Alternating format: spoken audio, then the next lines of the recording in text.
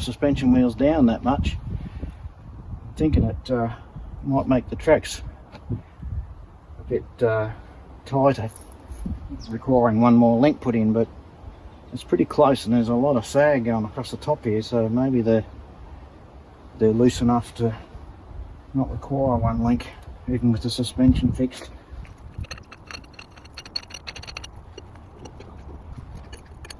These tracks aren't the best, that shouldn't be out like that. That cleat should have knocked off, but it didn't knock off, it knocked the pin out, which means the bushing in there is not actually that good, but there's probably plenty of others with bad bushing, so these tracks will have to do until the owner gets a nice new set sometime in the future. What you call a dead link.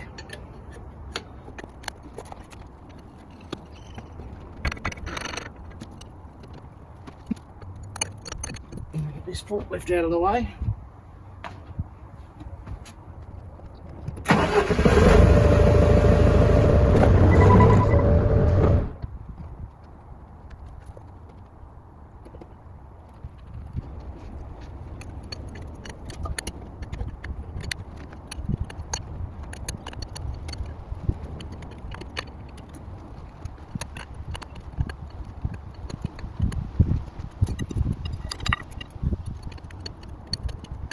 I reckon I'll get this on without having to put a link in. Still heaps of sag up there, and we're nearly there.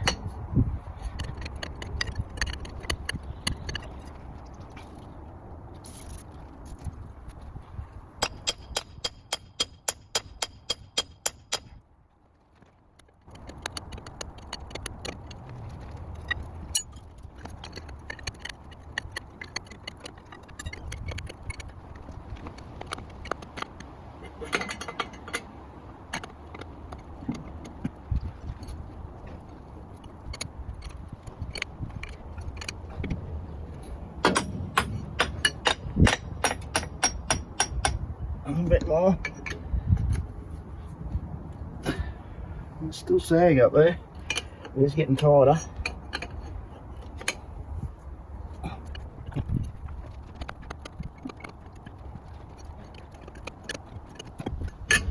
Really though.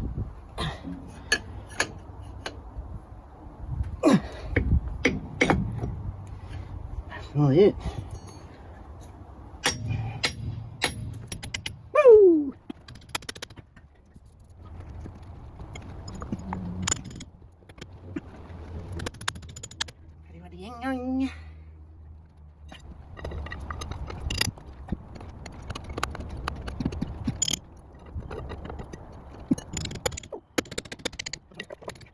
I'll tow the vehicle so that ends up here.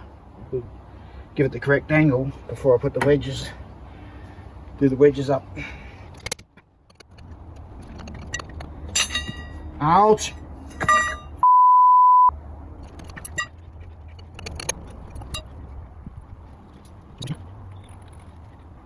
And the grant says an in and out with these wedges. These ones look like they're either or, they can be put in either way.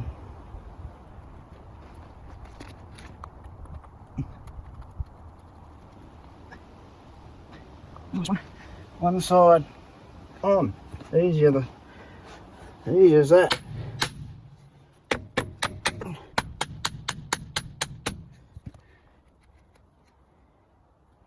They're squaring up now that there's tensions on the track. Now I've got to go and try and get the other side on in the sun, and I don't think the diff is doing what it should be doing. So might be a bit of a battle to get the other side track pulled on when this one's on, because it's got to be towed around and freed up with a bit of oil splashing around, I think. At least this one's on.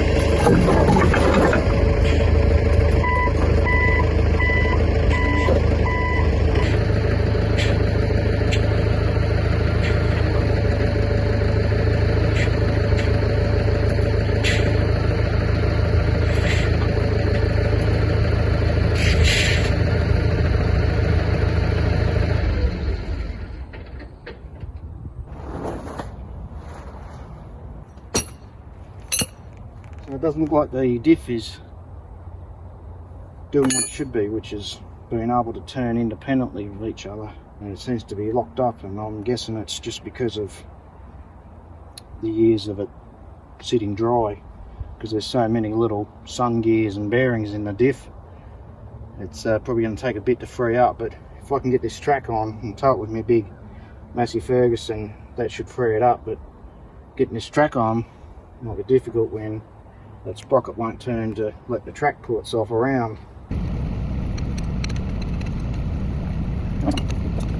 Turning the spanner the same way on both, I'm not getting confused. It's that way, now that's that way.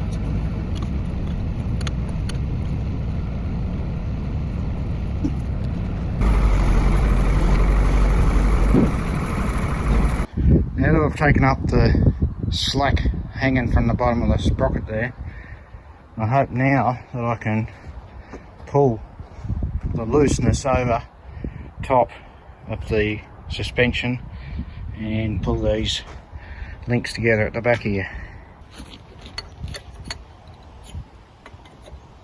This definitely feels a bit looser. Oh, it's so loose, the other one just fell off.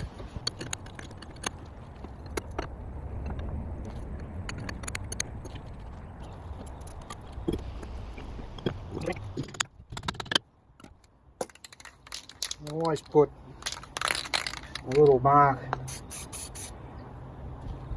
on the cleats that you join, because after you tow it around or drive it around, they will always be loose again, so you've got to know which one to check. Plus it's handy for later on if you do need to break the tracks again, you know which one's recently been off, and it'll come off a lot easier than another rusty one.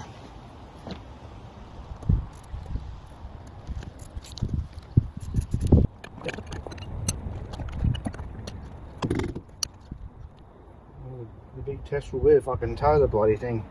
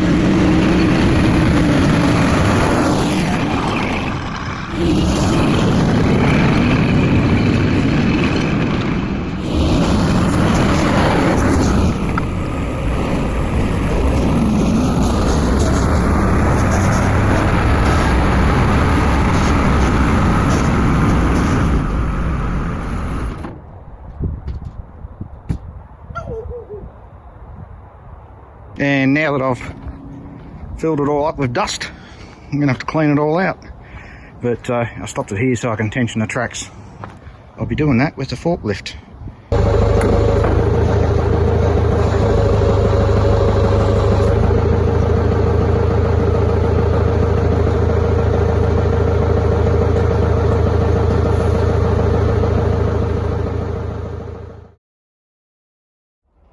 Fitting the air intake and exhaust to this engine, manifold, ducting and the air box all plumbed up.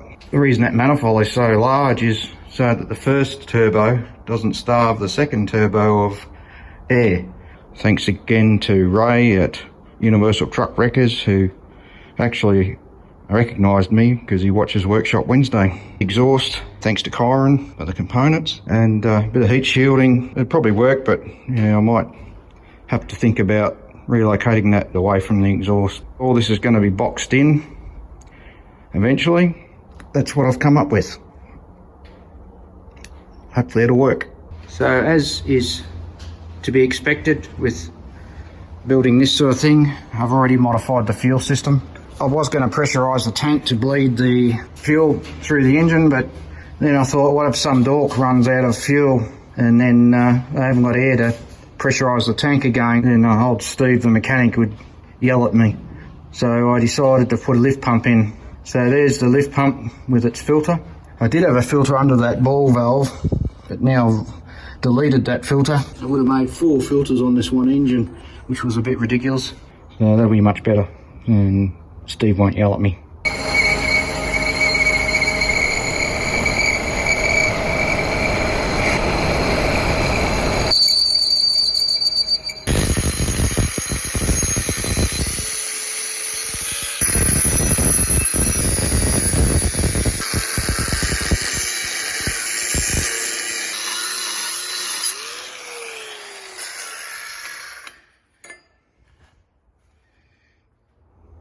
So there's the finished clamp hold downs for that cross shaft for the steering mechanism. All had to be put in place and rotating with a bit of grease on the contact surfaces there and there for these hold downs to have clearance so that rotates freely. So yeah, I put it in, tack welded it, brought it out and finished.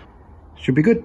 So at 3 o'clock this morning, I came to the realisation that these retaining caps need grease nipples. So I got up this morning and fitted them and a couple of grooves underneath to spread the grease. So that's what happens when your mind is buzzing over and when you should be sleeping. Stunamana. Look at this complicated thing I had to come up with. Oh yeah, it's just some rods and levers, you say. But the distances here have to be correct for the floor plates. The distances here have to be correct for the steering levers, and this portion has to turn separately to this portion, all on brass bushes, and it all has to be the right width to fit in and all square. Yes, it was a lot more difficult than what it looks, people, believe me. And as anybody would know who modifies and converts vehicles and equipment, as soon as I put this actuating mechanism onto the floor of the Sherman, I found that that which was there was going to interfere with the transmission if I put the rod with the clevis ends onto where it was.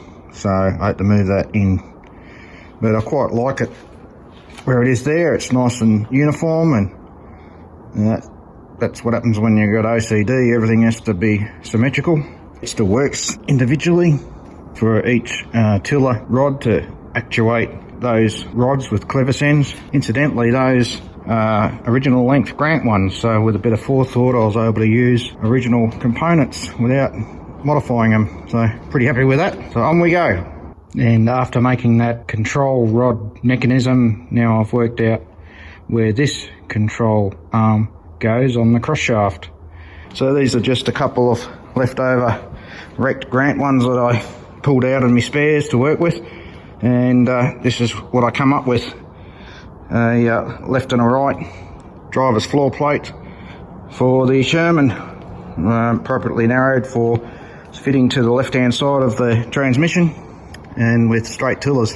When you narrow them, you've got to narrow all the cross shafts, and everything's got to be square to work with the brass bushings and everything. So yeah, all of the controls and mechanisms are still operable, and lots of brain cells required when thinking about this at 3 in the morning like an idiot. If everything else works as it should, this Sherman will be drivable. Here's hoping. And here's the first trial fit of the complete steering mechanism. Feels like it's working. It's actuating levers. As soon as I hooked up my linkage system that I made out of junk and scrap and old Grant parts, I was able to push down on the pedal with my foot, reach back and spin this flange drive. And then when I let go of the clutch pedal, I couldn't spin the flange drive anymore, so it's obviously working. That's a pull-type clutch in that bell housing there. And also wanted to move the action across from the side to this more to the centre and have it all symmetrical.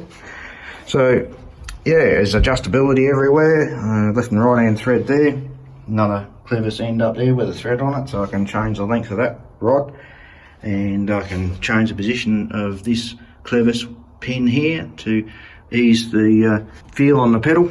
I can change the length of this clevis rod, and I can even take that arm off that spline there that I welded onto that shaft and rotate it to wherever I want it. So lots of adjustability for a clutch, which you need. I even put a stopper on it so that the clutch pedal doesn't sit as high as it does in a grant, otherwise you'd be lifting your knee up to your chest to put your foot on the pedal. An accelerator working. So that's all of the driver controls that'll be running along underneath the drive shaft and the drive shaft tunnel once I fabricate that. That worked first time I connected it, measured everything up, didn't even have to adjust any rods. It should be good. There you go, the seat's in. I don't know what this seat was out of. Had it amongst all my spares. Got a folding backrest, and it's actually adjustable.